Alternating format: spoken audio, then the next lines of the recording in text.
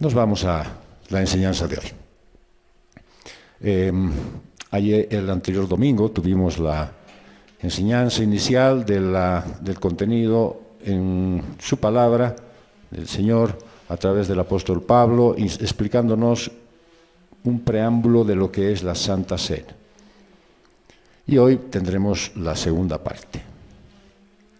Cuando un niño empieza a aprender a escribir, la maestra y en muchos casos la mamá le piden que siga las marcas, ¿cierto? A veces le hacen puntitos en el cuaderno, a veces le hacen una muestra, una rayita para ver qué es lo que va a hacer.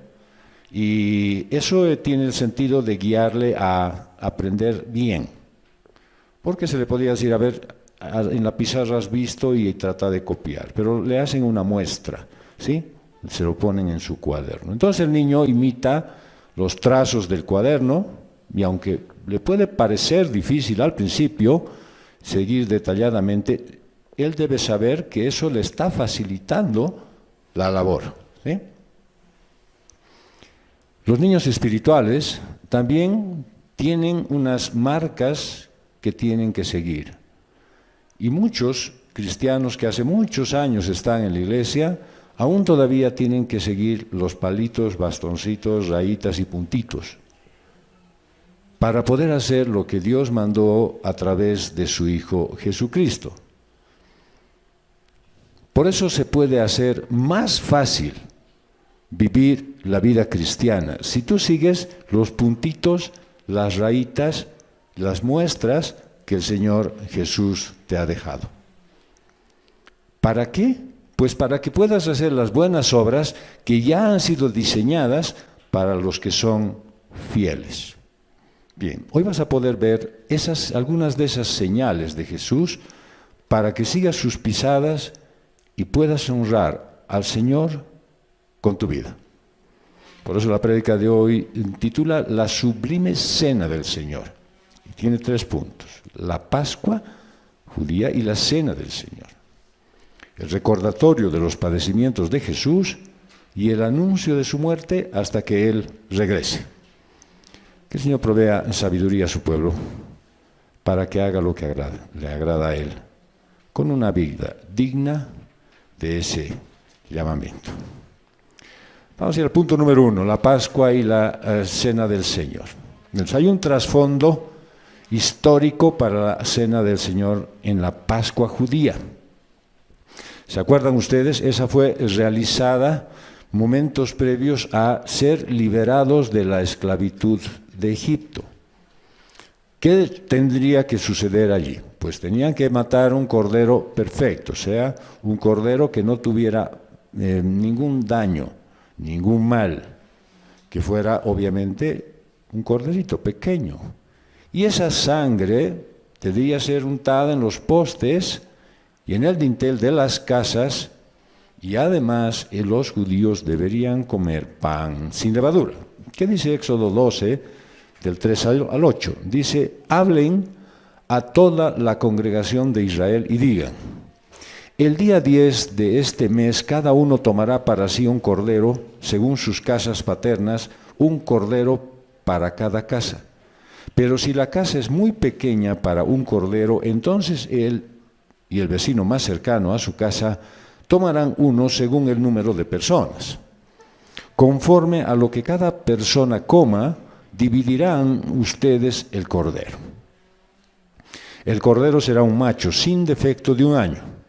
Lo apartarán de entre las ovejas o de entre las cabras, y lo guardarán hasta el día 14 del mismo mes. Entonces, toda la asamblea de la congregación de Israel lo matará al anochecer. Ellos tomarán parte de la sangre y la pondrán en los 2 postes y el dintel de las casas donde lo coman. Comerán la carne esa misma noche, asada al fuego, y la comerán con pan sin levadura y con hierbas amargas. Los judíos iban a ser libres de la esclavitud después de muchísimo tiempo de haber estado sometidos por los egipcios.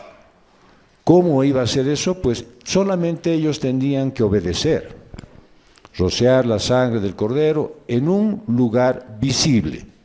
¿Dónde era eso? Los postes y los dinteles de la entrada a la casa, donde se estuviera comiendo el cordero de recordación de esto.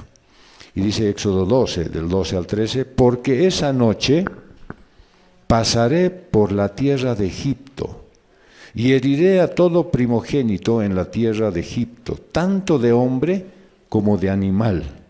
Ejecutaré juicios contra todos los dioses de Egipto, yo el Señor. La sangre les será a ustedes por señal en las casas donde estén. Cuando yo vea la sangre, pasaré de largo, y ninguna plaga vendrá sobre ustedes para destruirlos, cuando yo hiera la tierra de Egipto. Entonces la simbología de este evento se cumple en Cristo. Él fue el Cordero perfecto, inmolado, ¿para qué? Para ser nosotros liberados de la vida que estábamos viviendo, de esa vida de pecado, de esa vida sin sentido, para la eternidad. Entonces podemos decir que Cristo, Él es nuestra Pascua. Y en 1 Corintios capítulo 5, verso 7 dice, limpien la levadura vieja para que sean masa nueva, así como lo son en realidad sin levadura, porque aún Cristo, nuestra Pascua, ha sido sacrificado. El sacrificio del Señor Jesús no tendría ningún sentido si no habría venido a cumplir precisamente el objetivo por el cual fue Él elegido para venir acá a la tierra, tomar la forma de hombre y ser sacrificado, y obviamente entendemos que Él no tenía mancha alguna que pueda dañar su vida. Así es que la Pascua, en ese tiempo debía celebrar el pueblo de Israel por mandato. O sea, no era una cosa opcional, era algo que debían hacerlo siempre. Y era no como simplemente un ceremonial, como parte de un culto o parte de un programa, sino como un acto de recordación. Y lo dice Moisés en el libro de Deuteronomio, en el capítulo 16, verso 1. Observarás el mes de Abib y celebrarás la Pascua al Señor tu Dios, porque en el mes de Abib el Señor tu Dios te sacó de Egipto de noche.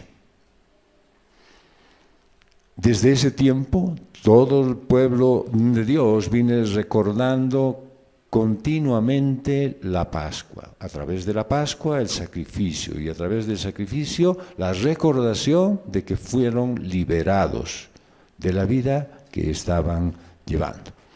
Ahora, existen muchos ejemplos de esta celebración, solo voy a tomar algunos de ellos para poder tener claridad en el sentido de que no fue solamente un evento que ha sucedido allá en el desierto, sino que se vino prolongando durante todos estos años. En Números 9, 1 al 3 dice, el Señor habló hacia Moisés en el desierto de Sinaí en el primer mes del segundo año de su salida de la tierra de Egipto, que los israelitas celebren la Pascua a su tiempo señalado. En el día 14 de este mes, al atardecer, ustedes la celebrarán a su tiempo señalado. La celebrarán conforme a todos sus estatutos y conforme a todas sus enseñanzas. Bueno, eso quiere decir que si bien había un tiempo, cada mes se recordaba la obra de Dios en su pueblo, ¿no es cierto? Exactamente igual como nosotros lo hacemos, recordamos una vez al mes a través de la Santa Cena, era necesario que se haga conforme, dice, a todas sus ordenanzas y de acuerdo a todos los estatutos. Es decir, no había posibilidades de que cada uno inventara una nueva forma de celebrar la Pascua. Jesucristo estuvo también aquí en determinado tiempo y él participó de varias, bueno, en el caso de, a partir de su ministerio, de 3. Y en Lucas 2, 40 al 42 dice, y el niño crecía, está hablando de Jesús, y se fortalecía llenándose de sabiduría, y la gracia de Dios estaba sobre él. Los padres de Jesús acostumbraban ir a Jerusalén todos los años a la fiesta de la Pascua.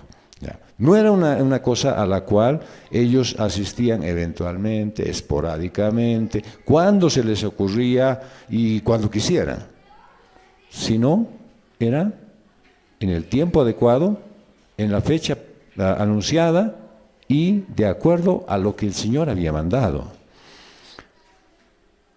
Y cuando Jesús cumplió 12 años, subieron allá conforme a la costumbre de la fiesta. Entonces entiéndase que toda la infancia de Jesús, él fue viviendo en la celebración de la Pascua continuamente. Acompañó en esta etapa, dice, a sus padres, era una fiesta donde asistían de diferentes lugares, y en su ministerio también él estuvo en 3 Pascuas. Y en la última, él fue ofrecido como el sacrificio perfecto, el Cordero de Dios. Y el apóstol Pedro lo muestra en su carta, en la primera carta, capítulo 1, verso 19. Sino con sangre preciosa, como de un cordero sin tacha y sin mancha. ¿Qué es esto? Es la sangre de Cristo. ¿Y por qué fue derramada? Pues para que seas librado de tu vida vieja, para vivir de manera diferente, pero no en tus fuerzas, no porque tú puedes hacerlo, no porque tienes la capacidad, sino por el poder de la sangre de Jesús. Por eso la cena del Señor es un evento del que deben participar todos los creyentes en buena comunión con el Señor. Así es que no solamente ahora se trata de ir a la cena del Señor porque toca, ese domingo justo se me ha ocurrido ir, y van a participar todos los hermanos que están en la congregación, van a participar de la Santa Cena, y yo también. No, dice que hay maneras en que tienes que hacerlo. Debes estar atento a lo que el Señor Jesús dice para que tú participes apropiadamente de la Cena del Señor. Entonces, lo primero que es, al hacerlo, se muestra obediencia al mandato de Dios. Lo dice el Señor Jesús a través del apóstol Pablo. Tomen y coman el pan y beban de la copa. Se recuerda y se anuncia el padecimiento de Cristo. Hagan esto en memoria de mí, para anunciar la muerte del Señor. Y anuncian la segunda venida de Cristo hasta que Él venga. Y participan en un acto de comunión, la comunión de la sangre de Cristo y la comunión del cuerpo de Cristo. En muchas congregaciones tienen por costumbre no dar posibilidades a que alguien participe de la cena del Señor hasta que se bautice. Y probablemente es una costumbre.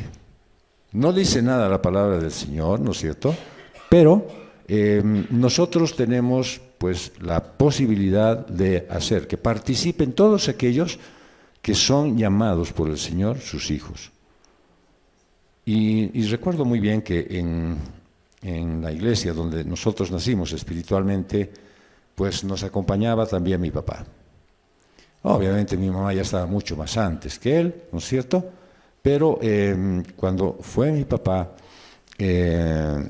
empezaron a repartir los elementos de la cena del Señor, y alguien dijo, no, a él no, porque no se ha bautizado. Y entonces fue mirado con rayos de fuego de la mirada de quien estaba repartiendo y dijo, le voy a dar. Y le dio a mi papá, y mi papá desde esa vez todas las veces participó. Y no pasó mucho tiempo para que me diga, hijo, ¿qué puedo hacer para bautizarme? Y mi papá se bautizó también.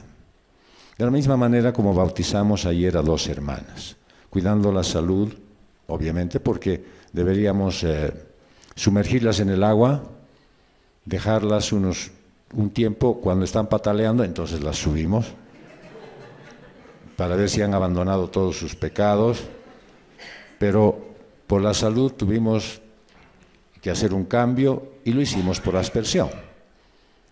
Finalmente los 2 más jóvenes que pasaron ayer aguantaron y toleraron bien la prueba y no patalearon, así es que tuvimos que sacarlos antes de que se acostumbren ya también y se quieran quedar ahí toda la mañana. Pero ese paso de obediencia es simplemente una respuesta a Dios. Tú me has llamado, me bautizo. Es lo que le pasó ayer en el relato que hemos leído del etíope. Aprendió y comprendió porque alguien le explicó. Eso es ahora lo que está pasando en la reunión de varones de esta iglesia. Estamos empezando a escudriñar, entender, aprender. Hay alguien que nos guía y nos impulsa a poder estudiar antes, previamente, y poder comprender bien. Y en cuanto comprendió, dice el etíope, dijo, allá hay agua. No dijo, oh, será temperada, será buena, creo que no es. Hay agua, vamos, ¿qué impide? Y Felipe dijo, ¿impedir? Nada, pues, nada impide, vamos al agua. Y lo bautizó, y después Felipe fue llevado por el Espíritu, dice, a otra parte. Así es que hay muchas cosas que se ciernen, como tradiciones, después ideas, conceptos y criterios, y después todos dicen, esa es la manera en la que hay que hacer. La única manera en la que nosotros debemos hacer todo lo que dice es a través de la palabra de Dios. Y hoy nos está mostrando este pasaje lo que se deben hacer. Hay algunas creencias acerca de la Santa Cena, ¿ya? Que al momento de la ceremonia, por ejemplo, el pan se convierte en el cuerpo de Cristo y el fruto de la vid en la sangre de Cristo. Eso es la transubstanciación. Y esto es una creencia que no tiene sustento de verdad. Hay otras creencias que dicen que el cuerpo y la sangre de Cristo están presentes en el pan y en el vino de la ceremonia. Eso es una consubstanciación. Tampoco eso es cierto. Hay otra creencia que dice que al momento de la celebración, Dios entrega una gracia santa por medio de una como fuerza espiritual y entra a las personas que participan en la Santa Cena. Eso se llama sacramentalismo. Y eso es una herejía. Así es que hay muchas cosas que se hacen y se dicen que después uno las llega a entender como si fueran verdad. Y es porque no se estudia la palabra de Dios. ¿Ya? Estas 3 ideas, de las muchas que hay, están equivocadas. Las Escrituras afirman que Cristo murió una sola vez y para siempre, y no vuelve para hacerse pan, para hacerse vino, ni de ninguna otra forma. ¿Ya? En Hebreos 9, 26 al 27 dice, de otra manera a Cristo le hubiera sido necesario sufrir muchas veces desde la fundación del mundo. Pero ahora, una sola vez en la consumación de los siglos, se ha manifestado para destruir el pecado por el sacrificio de sí mismo. Y así como está decretado que los hombres mueran una sola vez, y después de esto, el juicio. Probablemente hay muchos que dicen, bien, ya el Señor me llamó, ya soy salvo, por lo tanto, ahora sí no me queda nada más que hacer que vivir, digamos, esta vida así, medio sosegadamente, alguna vez ir al culto, tratar de cumplir con algunos rituales y demás, y después voy a estar toda la eternidad chocho y feliz. No te olvides que aquí dice que después de que todos los hombres mueran, hay un juicio. De eso nuestro hermano Tito ha hablado mucho en una explicación del Apocalipsis. Pero yo otro día les voy a dar una explicación concreta. Hoy estamos viendo que la cena del Señor es un acto de recordación.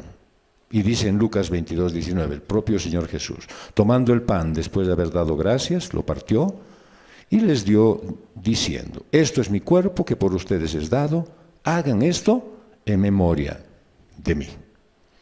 Entonces es una proclamación de la muerte y la segunda venida de Cristo, esta que va a acontecer en algún momento, que en Hechos 1:11 Ahí estaban unos hombres, unos varones galileos, dice, ¿no es cierto?, mirando así como con la boca abierta, y dice, ¿por qué están mirando al cielo? Eran unos ángeles que les hablaban. Dicen, este mismo Jesús que ha sido tomado de ustedes al cielo, vendrá de la misma manera, tal como lo han visto ir al cielo. Así que no se queden mirando así al cielo, sino espérenlo acá, porque Él va a volver acá. Entonces, al participar de la Cena del Señor, pues también tú das testimonio a los no creyentes que el sacrificio de Jesús fue completo. Eso quiere decir que no hay nada que tú puedas hacer para mejorar tu condición delante de Dios. No hay absolutamente nada que puedas agregar para darle un sentido más profundo a lo que Dios ya ha hecho. Recuerden que en Juan 19:30 el Señor Jesús dijo, cuando hubo tomado el vinagre, consumado es. Es decir, ya no hay nada más que hacer. Ya está todo hecho. ¿Quién lo ha hecho? Lo ha hecho el Señor Jesús en la cruz. E inclinando su cabeza, entregó su espíritu. Eso quiere decir que Él ya lo hizo todo. Si ya lo ha hecho todo, ¿qué tienes que agregarle tú? Nada. ¿Sí? Para que tu salvación sea perfecta. Ahora, ¿qué tienes tú como parte aquí en esta tierra? Pues desde que el Señor ha derramado su gracia sobre ti y te ha hecho parte de su familia, lo que tienes que hacer es vivir en santidad, lo que se llama la santificación, viviendo una vida de acuerdo a los mandatos de Él. Considerando que hasta ese momento en que el Señor te llamó, tú tenías una clase de vida. Probablemente te divertías, la pasabas bomba y estabas contento y de repente tenías muchos amigos que te querían por esa razón y familiares que te apreciaban por esa razón, porque tú eras el que llevaba la jarana. Ahora dice que tienes que vivir de una manera diferente. ¿Y cuál es esa manera diferente? La manera diferente de vivir es de acuerdo a lo que el Señor dice. Entonces, por lo tanto, lo primero que tienes que hacer es, exactamente como el etíope, decir, estoy leyendo pero como no entiendo. Entonces, voy a buscar a alguien que me pueda explicar lo que dice la palabra de Dios. Y eso se llama discipulado, ¿sí? Hay áreas en tu vida, probablemente entiendes muchas y probablemente algunas no. Hay áreas en tu vida donde necesitas ser discipulado, pues eso es lo primero que hay que reconocer, ¿sí? Lo peor que le puede pasar a alguien es que diga, no necesito ya de nada. O sea, finalmente, como leo en su palabra, dice, Él va a ir perfeccionando su obra hasta la hora de Jesucristo. Bien, y en eso se agarran algunos para decir, el Señor me va a estar perfeccionando, no hay apuro. Pues hay apuro, porque si tú no te perfeccionas de acuerdo a lo que tu capacidad te tiene disponibilidad, lo que va a acontecer es que vas a llegar al juicio y vas a tener que dar cuentas de lo que has hecho aquí, también de lo que no has hecho. ¿Ya? Entonces, podemos nosotros entender que es el único sacrificio que quita el pecado. Es decir, tú no puedes hacer nada. No puedes ir a pie hasta el cerro, no puedes andar de rodillas, no puedes estar sentado sobre algo caliente, nada puedes hacer que te dé una condición mejor, porque nada te va a quitar el pecado. Solamente el sacrificio de Jesús es lo que quita el pecado. Y dice Hebreos 9, 24 al 26, porque Cristo no entró en un lugar santo hecho por manos, una representación del verdadero, sino en el cielo mismo, para presentarse ahora en la presencia de Dios por nosotros. Y no para ofrecerse a sí mismo muchas veces, como el sumo sacerdote entra al lugar santísimo cada año con sangre ajena. De otra manera, a Cristo le hubiera sido necesario sufrir muchas veces desde la fundación del mundo, pero ahora una sola vez, en la consumación de los siglos, se ha manifestado para destruir el pecado por el sacrificio de sí mismo. Bien, eso no hay nada más que puedan obras que puedan agregar, ni sacrificios para añadir o para suplantar el sacrificio de Jesús. Y Él es el único que ha provisto el medio suficiente que te hace perfecto.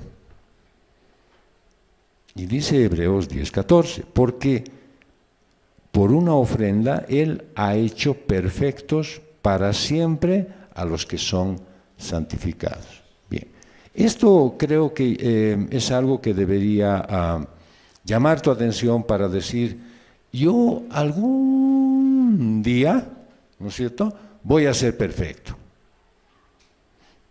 Lo que dice el Señor Jesús es que cuando Él te llamó, ya te hizo perfecto. Ya eres perfecto. Pero ¿qué te falta? Vivir esa perfección. ¿Qué te falta? Creerle al Señor que eso es verdad. Porque si tú no le crees, si tú dices, no, todavía tengo que hacer más cosas, tendré que leer mucho la Biblia, o cuántas jornadas más de prédicas tendré que estar sufriendo para llegar a la perfección, eso no es verdad. Para el Señor Jesús, tú ahora ya eres perfecto. No es por méritos tuyos, sino por la obra de Cristo en la cruz. Por lo tanto, ¿qué puedes decir? Al salir hoy de acá, tienes que decir, yo ya soy perfecto. Ya fui perfeccionado por el Señor. Y por lo tanto, ¿qué tienes que hacer a partir de ahora? Vivir en la perfección que el Señor te ha otorgado. Ahora, esto también debería afectarte a ti como creyente. ¿Por qué? Porque estás llamado a examinarte internamente para agradar a Dios con tus obras y con tu conducta. En 1 Corintios 11 del 28 y el 28 y el 31 dice, por tanto, examínense cada uno a sí mismo, y entonces coma del pan y beba de la copa. Pero si nos juzgáramos a nosotros mismos, no seríamos juzgados. Es decir, eso quiere decir que si tú tuvieras cuidado de tu propia vida, con antelación a que alguien venga y ponga en tela de juicio tu comportamiento, dice, nunca serías juzgado. Nunca tendrías nada de qué ser reprochado. No habría razón para culparte de nada, si es que tú tuvieras cuidado de ver tu propia vida todo el tiempo. El día viernes, cuando tuvimos la reunión de familias, había una enseñanza acerca de una paternidad responsable. Todo basado en lo que dicen las Escrituras. O sea, no eran simplemente criterios de alguien que se le ocurrió o un sentido filosófico de decir cómo se debería hacer la paternidad, sino exactamente cómo es que Dios entiende la paternidad responsable. Y uno de los primeros puntos que llamaba la atención de los papás que estaban presentes y de los que iban a ser papás, ¿no es cierto?, dice es que si tú quieres enseñar a tu hijo, si tú quieres que tu hijo esté encaminado en los caminos del Señor, si tú quieres que mañana tu hijo no se equivoque y tenga la posibilidad de andar bien, como dice acá, sin ser juzgado, debes tú primero ver tu condición como papá. Tú debes analizar en qué condición te encuentras, porque eso es lo que tú vas a enseñar, ¿cierto? Si tu condición es a mí no me nadie, entonces eso le vas a enseñar a tu hijo, ¿sí? Si tu condición es, ¿sabes qué? Tú tienes que pisar para salir hacia adelante, porque así yo fui hecho, entonces eso es lo que le vas a enseñar a tu hijo. Y si tú eres una persona, ay, sí, no importa, ¿qué vamos a hacer? Esa era la voluntad de Dios. Eso es lo que le vas a enseñar a tu hijo, a que sea un pusilánime, que no pueda salir hacia adelante cuando se le presenten problemas. Si tú no analizas tu propia vida, ¿no es cierto?, entonces tienes que considerar que lo que hagas, él va a ver. Y eso va a copiar. ¿Por qué? Porque lo considera bueno. Porque si mi papá, mi mamá hace lo que está haciendo, estás bien. Y entonces, eso es lo que yo voy a imitar. Entonces, deberías tener cuidado, según la enseñanza, que fue muy larga, porque estuvimos casi 2 horas preciosas estudiando lo que decía el Señor, ¿no es cierto? Pues deberías tener cuidado de cómo tú encaras tu propia vida para ver qué es lo que les vas a dejar de legado. Les puedes poner en el mejor colegio que te imagines en la ciudad, les puedes llevar a la mejor universidad del mundo, pero si tú no les has entregado a través de tu vida la enseñanza y las herramientas básicas para que funcione en esta vida sin ser juzgado, entonces no has hecho nada en favor de una paternidad responsable. Para la Santa Cena lo mismo te exige, ¿no es cierto?, ser cuidadoso en mantener buenas relaciones con tus hermanos. ¿Por qué? Pues porque todos compartimos la misma gracia gloriosa y el perdón de Cristo. Y es una advertencia. Si hay enemistad o contienda entre tú y otro creyente, dice la palabra de Dios, no yo, ni las normas de la congregación, dice que no deberías tomar parte en la cena del Señor. ¿Hasta qué? Hasta que hayas buscado la reconciliación. Ah, no, que me venga a pedir perdón. Él me ha lastimado. Perfecto. Entonces no tomes la Santa Cena. Ah, no, pero yo ¿por qué voy a tener que cargar con el pecado ajeno? No tomes la Santa Cena. Y lo dice claramente el Señor Jesús en Mateo 5, 23 al 24. Por tanto, si estás presentando tu ofrenda en el altar y allí te acuerdas que tu hermano tiene algo contra ti, tu hermano tiene algo contra ti, no tienes tú contra tu hermano, sino tu hermano tiene algo contra ti. Pues deja lo que estabas haciendo, deja tu ofrenda delante del altar, ve, reconcíliate primero con tu hermano y entonces ven y presenta tu ofrenda. Así es que tú tienes que tomar la iniciativa, dice como cristiano, de ir y recomponer las cosas, aunque tú no hayas tomado la iniciativa de dañarlas. Por lo tanto, ¿qué te demanda el Señor en este caso? Perfección. Hacer las cosas perfectamente, como puedes hacerlas, como tú eres capaz de hacerlas. No como te parece, pero no es justo. Yo siempre tengo que estar tomando la iniciativa de pedir, de perdonar a la gente. Para eso fuiste equipado, para eso fuiste preparado, para eso tienes el Espíritu de Dios en ti. Por lo tanto, lo que tienes que hacer es obedecer simplemente. Y dejar que fluya en ti ese poder que Dios te ha dado para hacer lo que es bueno. Ahora, por si acaso, ¿no es cierto?, ya que dice, entonces como estoy peleado, dice que no tengo que tomar la Santa Cena, ya no iré, ¿para qué voy a ir? ¿No es cierto? Ya mejor no voy. Y cuando estén repartiendo la Santa Cena, me voy a salir al patio para que no me vea. Bueno, no, esta enseñanza no es para alejar a los creyentes de la mesa del Señor. Porque claro, estamos aquí demandando perfección de pensamiento, de palabra y de obra, ¿sí? No, más bien debe animar a los creyentes a examinar su corazón y a enmendar su comportamiento. ¿Para qué? Para ser parte de esa ceremonia. Todo lo contrario.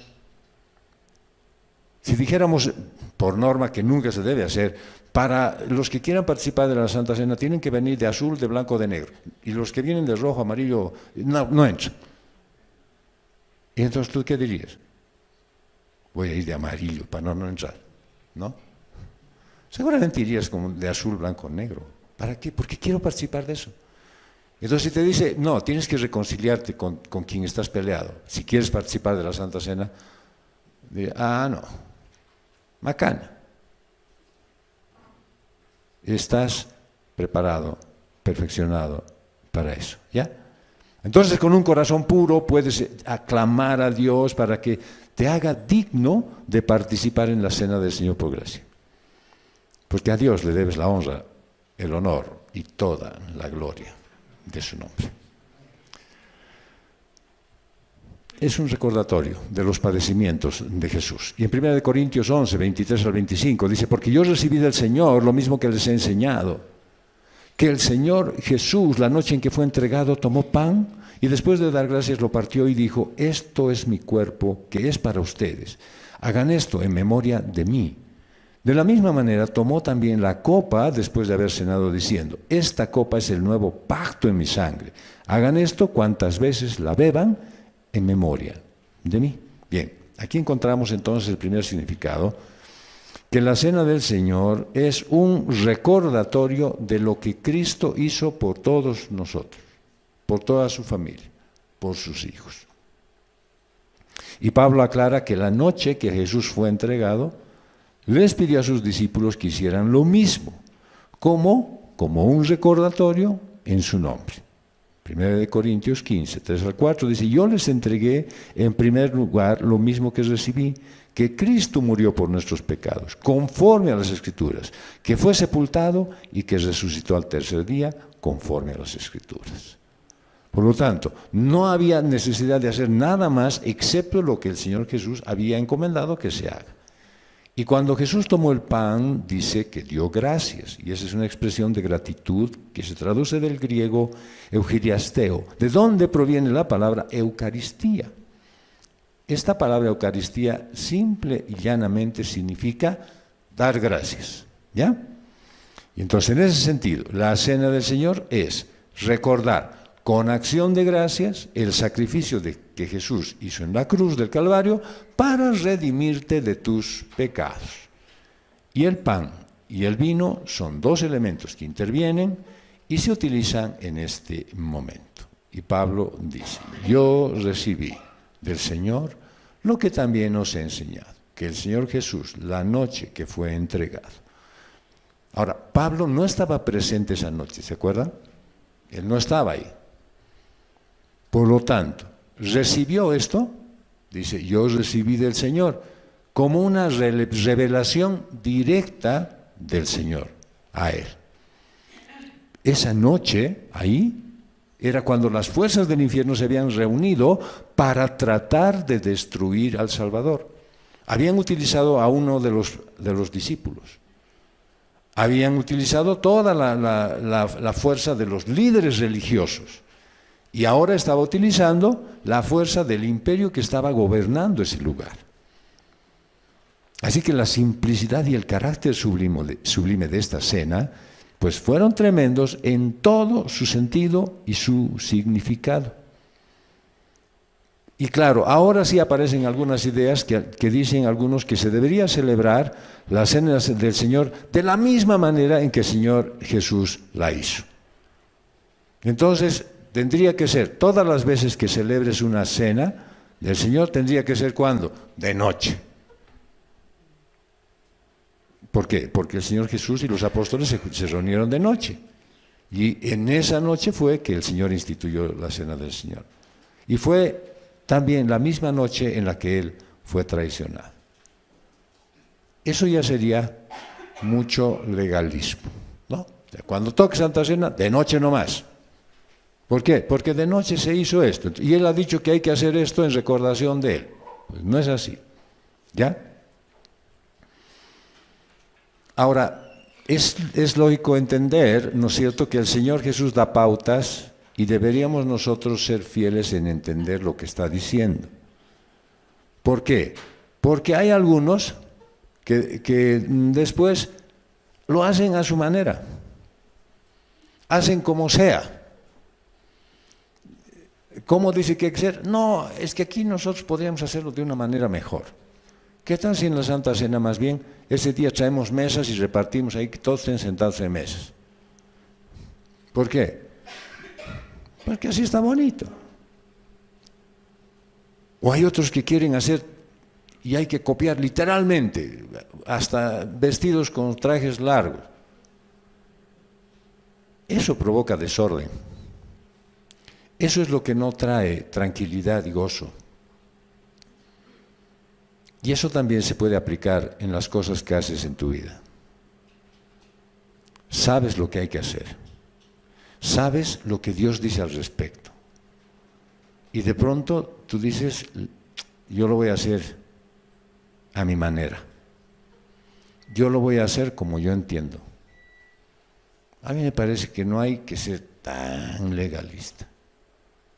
Y yo puedo nomás tener mis propias licencias. O no va a faltar alguien que diga, no, la palabra de Dios taxativamente dice así, ojo por ojo, diente por diente, así es que me has ofendido y yo te voy a tener que hacer lo mismo.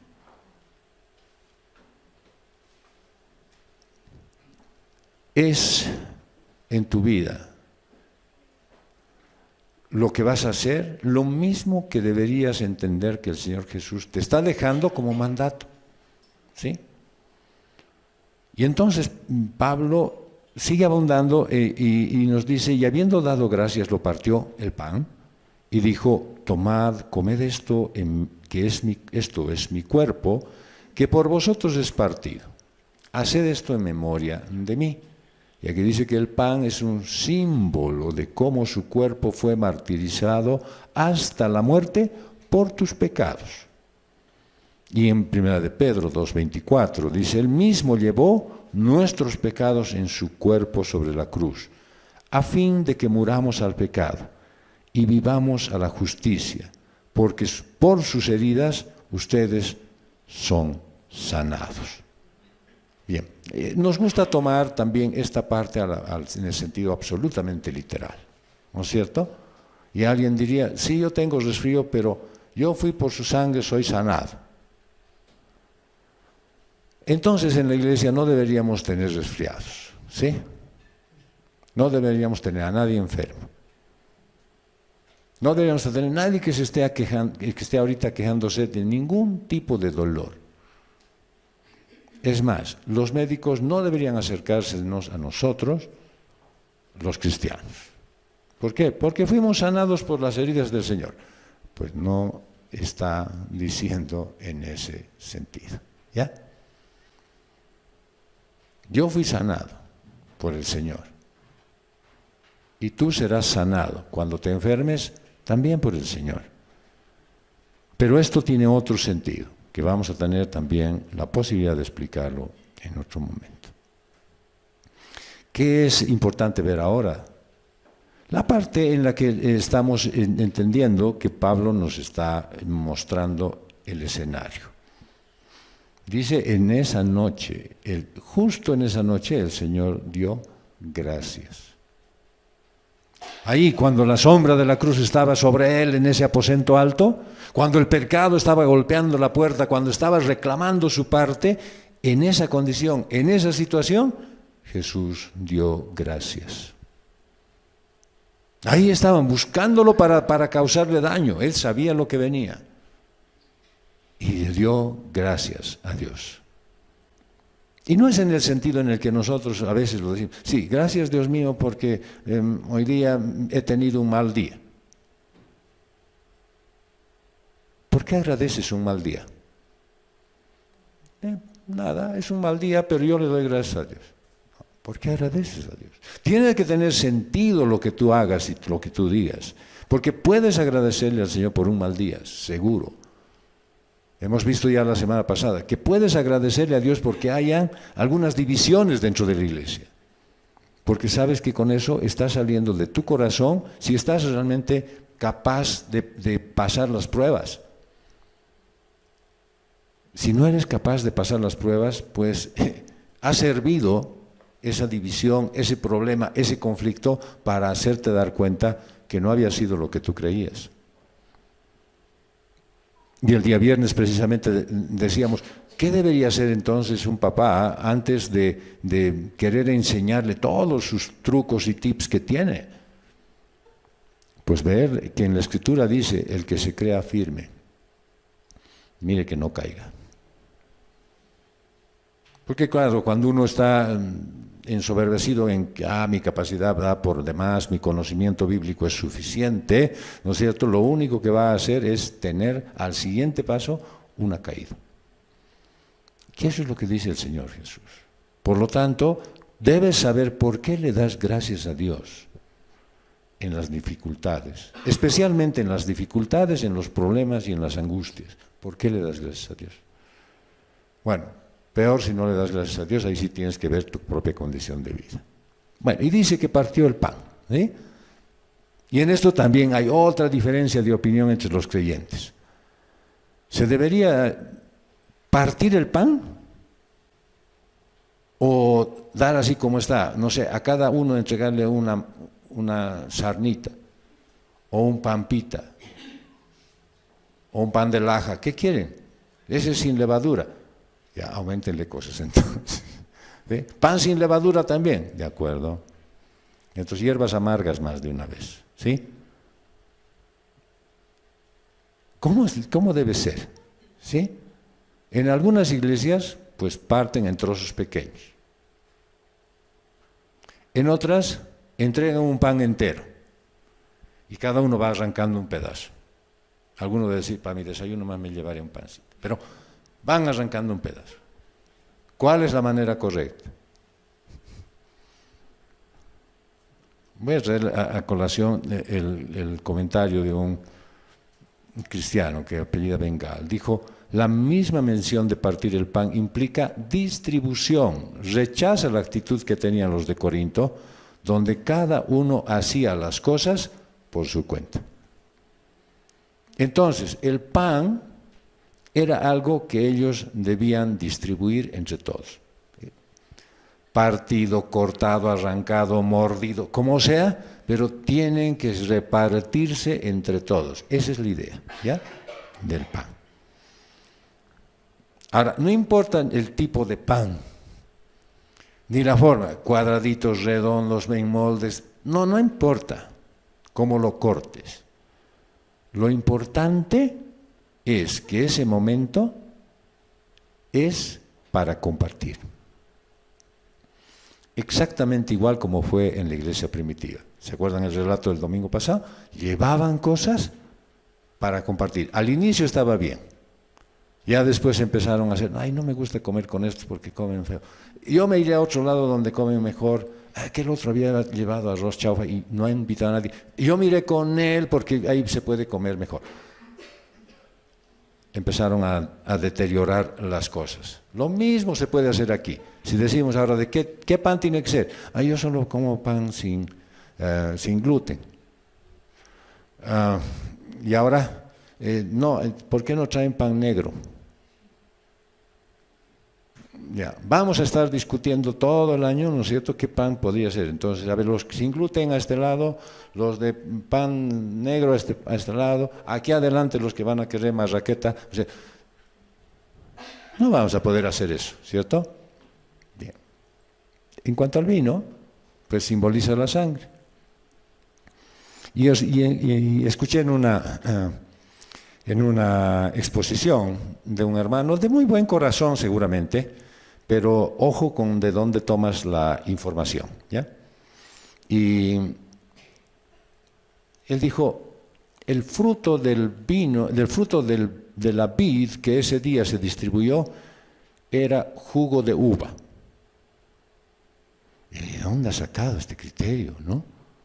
Vamos a rebuscar y lógicamente no he encontrado nada donde dijera que el fruto de la vid equivale taxativamente a jugo de uva. ¿Ya? Hasta que entré a una página de una secta donde dice, y el fruto de la vid es jugo de uva. O sea, era un criterio de una secta. ¿Ya?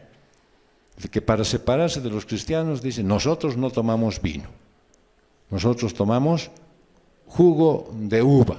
Listo. Ya se hizo otro lío para ellos, ¿no es cierto?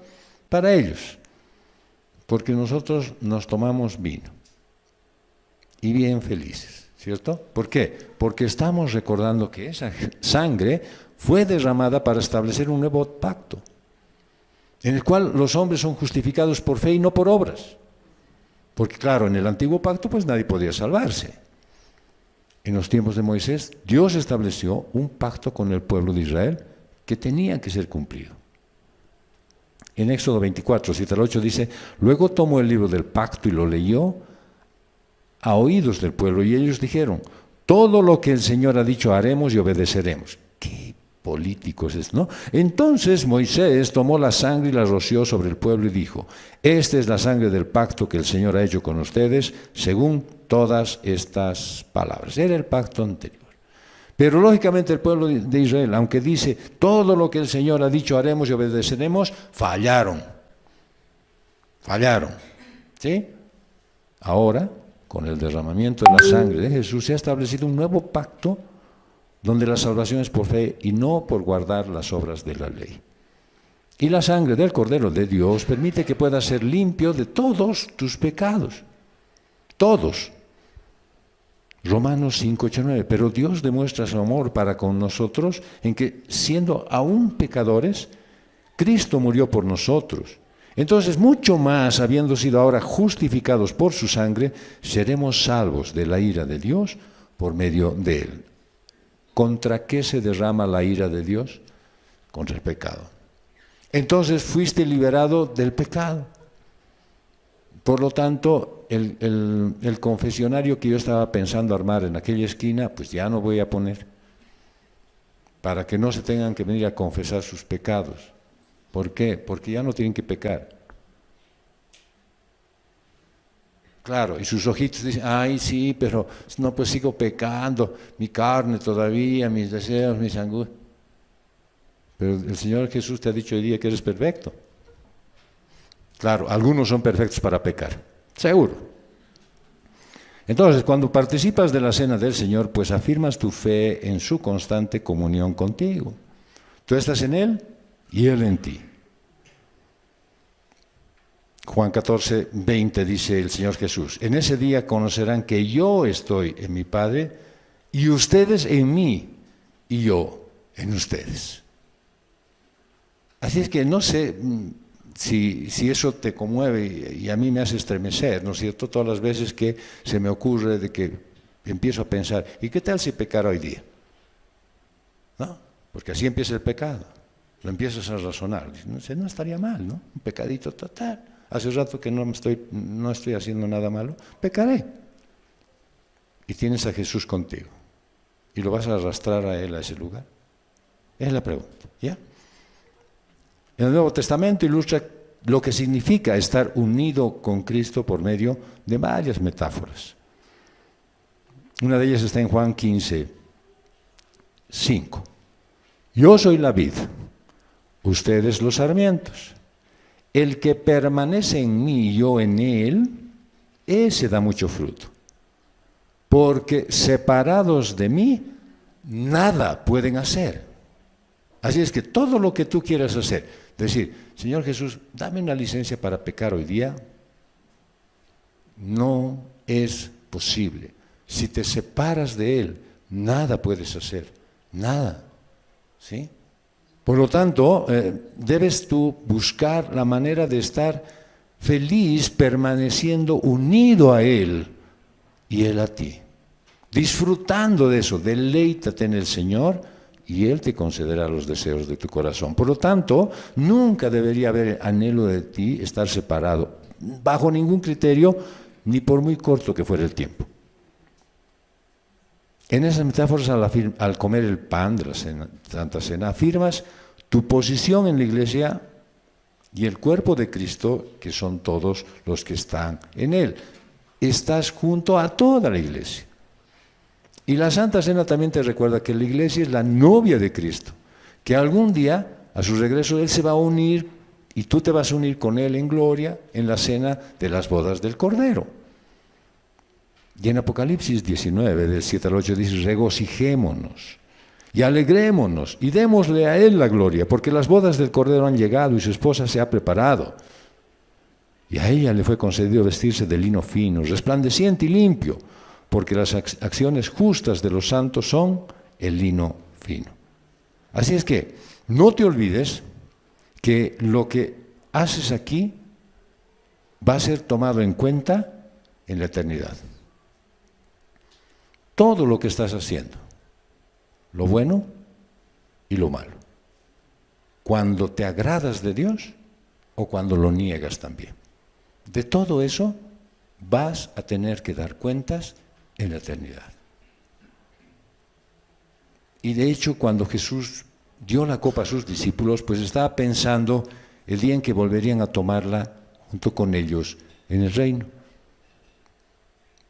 En Lucas 22:18 dice, porque les digo que de ahora en adelante no beberé del fruto de la vid hasta que venga el reino de Dios.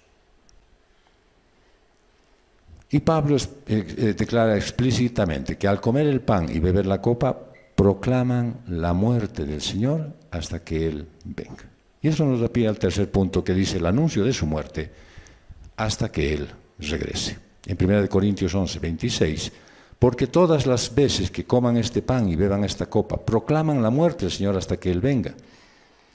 Entonces el otro significado que la cena del Señor tiene es que anuncia la muerte del Señor hasta que Él venga.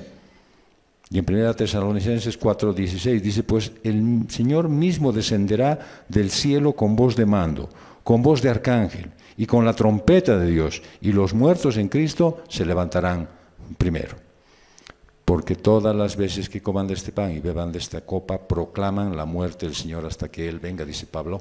Y entonces al celebrar la cena del Señor, estamos anunciando al mundo la muerte de nuestro Señor Jesucristo. Y también le estamos recordando al mundo que Jesucristo va a regresar por su amada iglesia. Y eso lo dejó claro el Señor Jesús en Mateo 26:29. Mientras comían, Jesús tomó pan y habiéndolo bendecido lo partió y dándoselos a sus discípulos dijo, tomen, coman, esto es mi cuerpo. Y tomando una copa y habiendo dado gracias, se la dio diciendo, beban todos de ella, porque esto es mi sangre del nuevo pacto, que es derramada por muchos para el perdón de los pecados. Les digo que desde ahora no beberé más de este fruto de la vida hasta que aquel día cuando lo beba de nuevo con ustedes en el reino de mi Padre. Hace más de 2000 años, en una fiesta de la Pascua, Jesús celebró con sus discípulos la primera cena y dijo que ya no la celebraría con ellos porque tenía que partir de este mundo. Pero prometió también que un día iba a regresar, que va a volver para celebrarla contigo, conmigo, con todos los que hemos creído en su nombre. Y será cuando estemos todos en las bodas del Cordero. Y dice en Apocalipsis 19:9, el ángel me dijo, escribe, bienaventurados los que están invitados a la cena de las bodas del Cordero. También me dijo, estas son palabras verdaderas de Dios. Bienaventurado si tú hoy sabes que estás invitado a la boda, a la cena de las bodas del Cordero. ¿Por qué? Porque la segunda venida de Cristo va a suceder de forma repentina. Pero no va a pasar desapercibida, porque todos la verán y todos van a oír de ella. Y Jesús va a venir con poder y gloria para reinar y juzgar a los pueblos. ¿Para qué? Para que los que hayamos aceptado a Jesús como su Señor y Salvador, ese día va a ser un día de inmenso gozo, porque va a marcar el comienzo de la eternidad con Cristo. Y en ese momento, dice el sonido de la trompeta, los muertos en Cristo van a resucitar y los creyentes de la obra de la cruz, que estén vivos, pues vamos a ser arrebatados. En Mateo 24:30-31 dice, entonces aparecerá en el cielo la señal del Hijo del Hombre, y todas las tribus de la tierra harán duelo y verán al Hijo del Hombre que viene sobre las nubes del cielo con poder y gran gloria.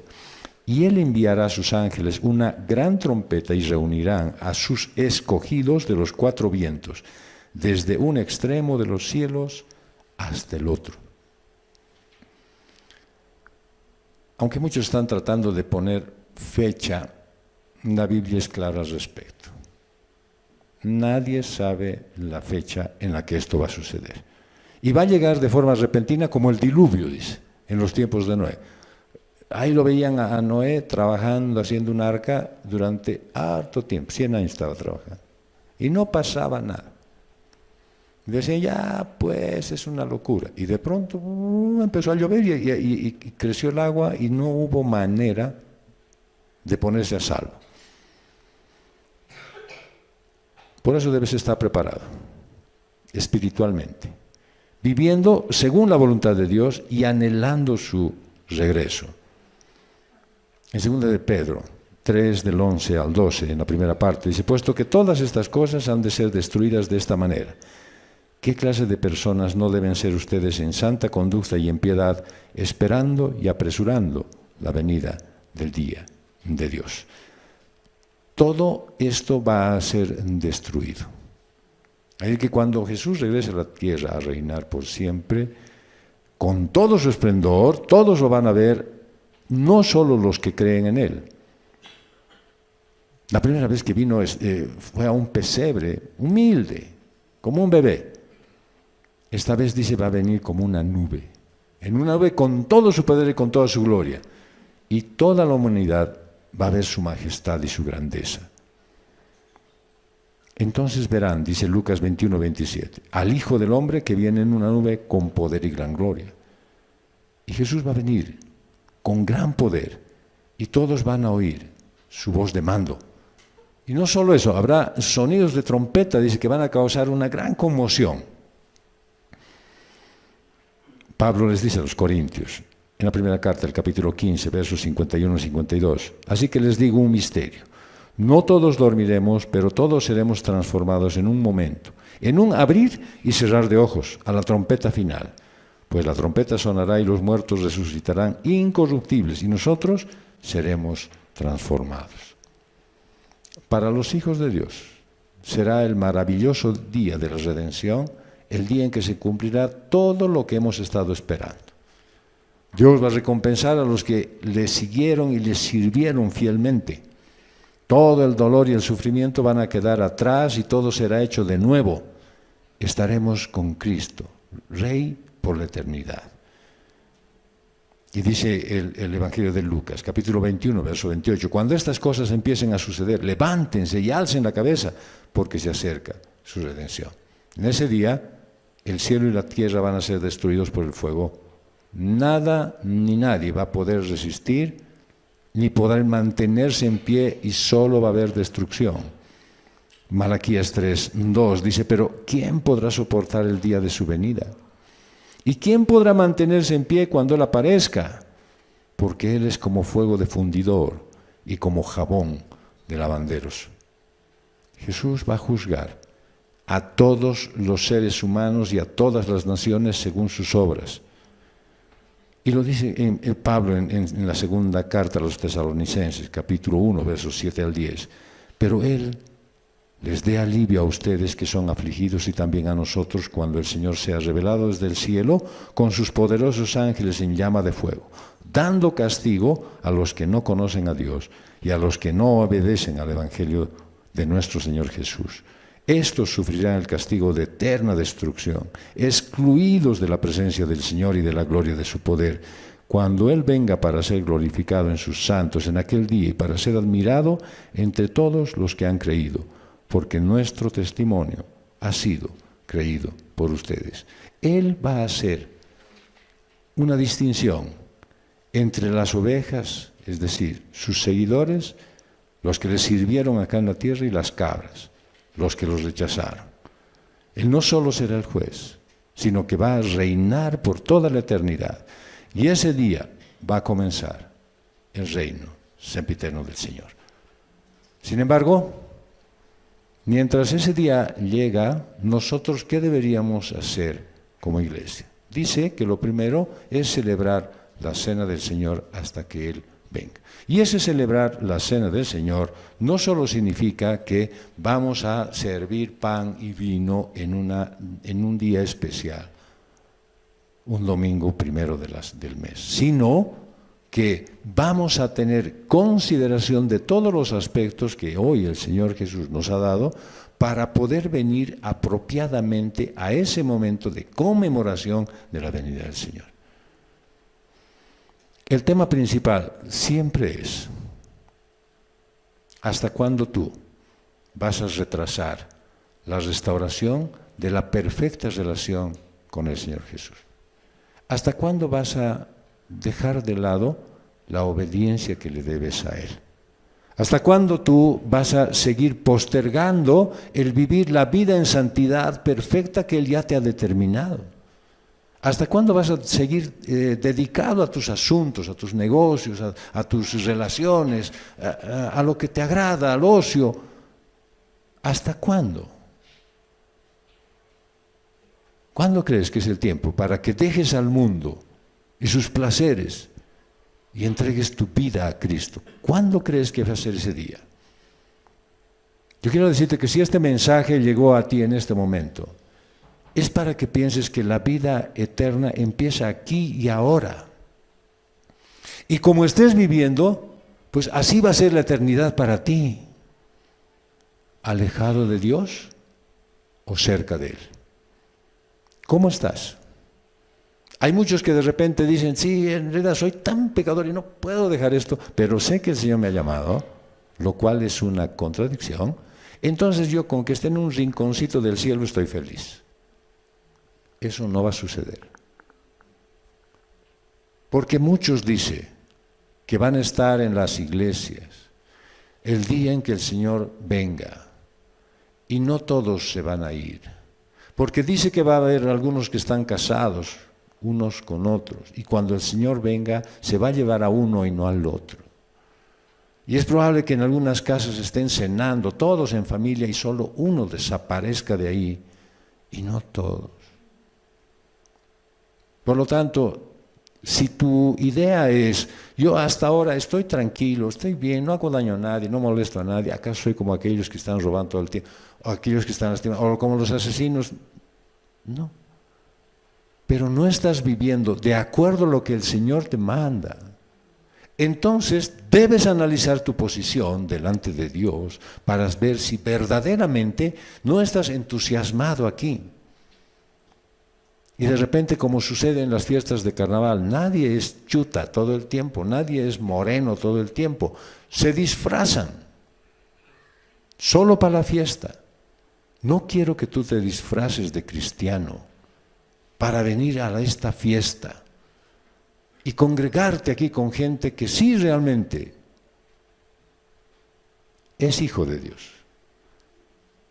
No te des el gusto de estar solamente entre personas que aman al Señor, creyendo que eso te hace bien.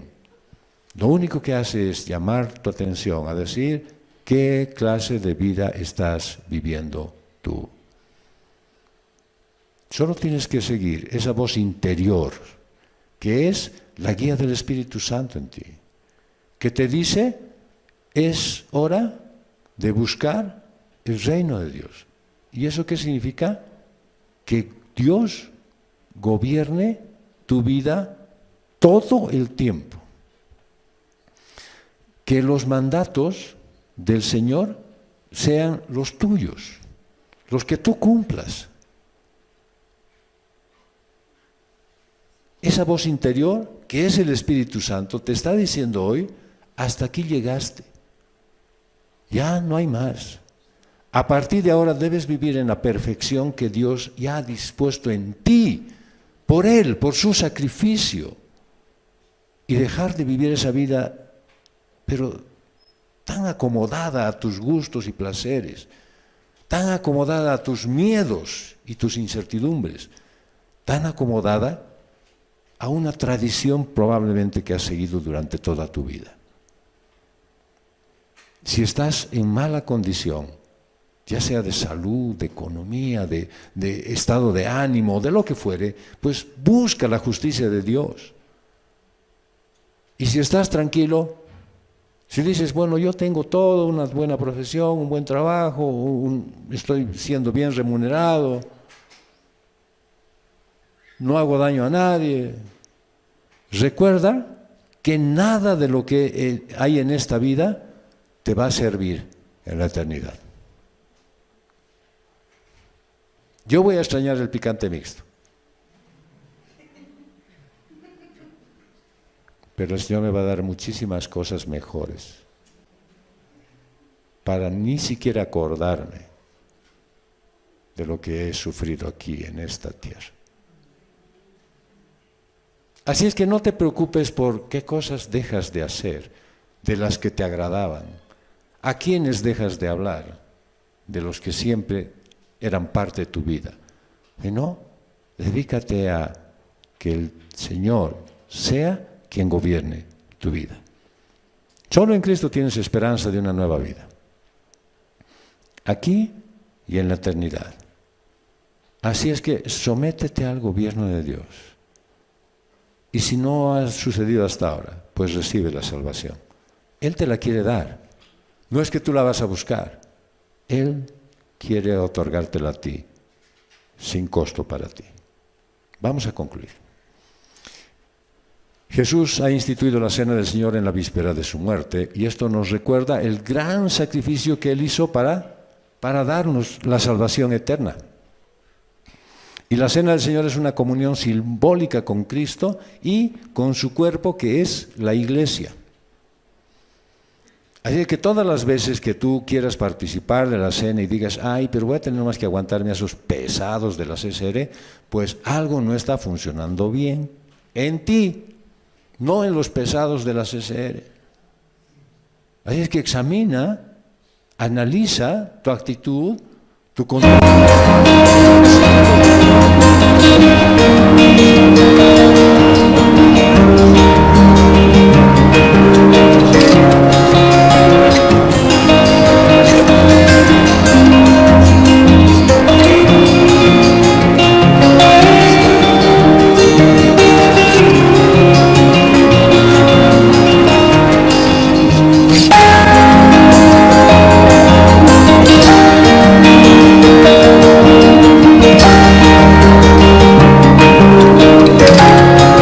Está para esto, fuera. Y me sacaron de ahí las hermanas, porque yo a los niños les dije, ¿quién de ustedes da gracias a la hora de comer? Toditos levantaron las manos. ¿Y a quién le gusta la verdura? Y todos bajaron sus manos. Digo, entonces, ¿para qué dan gracias ustedes? Son mal agradecidos. Y empecé a reñir a los niños. ¿Qué les gusta? Pipocas, eso nomás lo que quieren, chisitos, eso nomás. Y uno salió llorando y volvió con una hermana furiosa. Me dice, hermano, salga por favor. Dejes de reñir a los niños. Pero ¿para qué dan gracias si no disfrutan lo que están comiendo? ¿Para qué das gracias si no gozas de lo que está pasando en tu vida? Así que considera que eres bendecido cada vez que comes el pan y tomas de la copa de la cena del Señor, porque lo estás haciendo dignamente, de acuerdo a lo que Él quiere. Y has estado haciendo durante toda la semana muchas cosas para corregir tu vida, para ser perfecto, para ser perfecta. Y eres bendecido porque eso te recuerda el amor de Jesús hacia ti y el precioso regalo de la salvación que has recibido a través de su sacrificio. Así es que estás a tiempo de obedecer la voz del Señor, de recibir su salvación, empezar una nueva vida y empezar a vivir desde este momento la eternidad. Estás a tiempo de evitar ser condenado en el fuego eterno. Pero y así como dijo la lectura bíblica, estás llamado a decirle al pecador, si no te arrepientes, te vas a ir al infierno. Tal vez busques unas palabras más bonitas. Si no te arrepientes, vas a ir a un calor tan grande que no te va a gustar. Pero es igual. Y vas a terminar. ¿Qué es lo peor? Ni siquiera el calor. Ni siquiera arder allí. ¿Sabes qué es lo peor? Que nunca más habrá la posibilidad de tener la presencia de Dios en tu vida. Y eso es lo peor.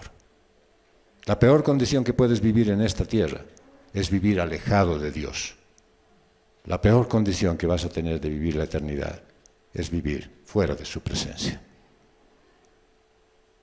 Estás a tiempo de evitar ser condenado a ese fuego eterno, ese que está reservado para los rebeldes y para los hijos del diablo.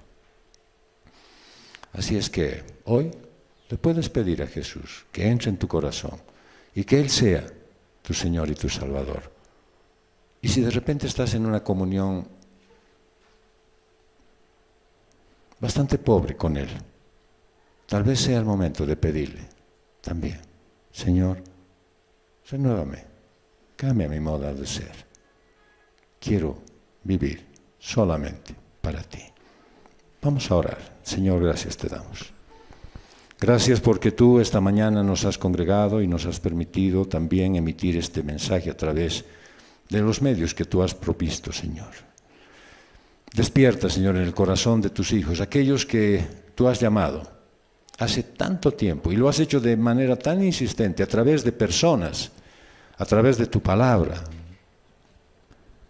Y aún todavía no te han hecho caso, Señor. Pedimos y oramos por ellos para que hoy sea el día en que de repente al escuchar este mensaje o cualquier otro que está siendo emitido por tus iglesias, pues ellos se conviertan, Señor, porque no queremos que nadie, no quisiéramos que nadie de los nuestros viva la condenación de estar separado de ti por la eternidad. Y yo también quisiera hoy revisar mi actitud para ver si todo lo que yo hago en el día te agrada, Señor. Para ver si todo lo que yo pienso en el día, Señor, es parte de tus pensamientos y de tu palabra. Para ver si mis deseos y mis anhelos están movidos por tu corazón, Señor. Permíteme, Padre, gozar de una comunión íntima contigo, hoy, aquí, desde ahora. Y permíteme, Padre, poder también influir con mi testimonio a todos aquellos que aún no te conocen, para que se enamoren de la manera en la que tú nos has dado una nueva vida como cristianos. Permite, Padre, que podamos influir en amigos, en parientes, en personas conocidas y aún en enemigos nuestros, para que te conozcan, Señor, y para que un día también ellos sean salvos. Rogamos, Padre, que tú le des a tu iglesia la fortaleza, a la comunidad cristiana de Restauración, la suficiente sabiduría para poder predicar el Evangelio a tiempo y fuera de él. Y que seamos un verdadero testimonio aquí, en el barrio, y también en los lugares por donde nos desenvolvemos. Mueve, Señor, a todos tus hijos, aquellos que están todavía en una condición incoherente de no venir al culto, de no estar presentes el día en que tú nos has convocado para estar juntos como congregación. Permítele, Señor, reconsiderar su condición y poder ser obedientes hacia ti. Y danos a nosotros el amor suficiente para poderles llamar, para poderles redarguir y con amor atraerlos otra vez hacia ti. Gracias, Padre, por este mensaje de hoy.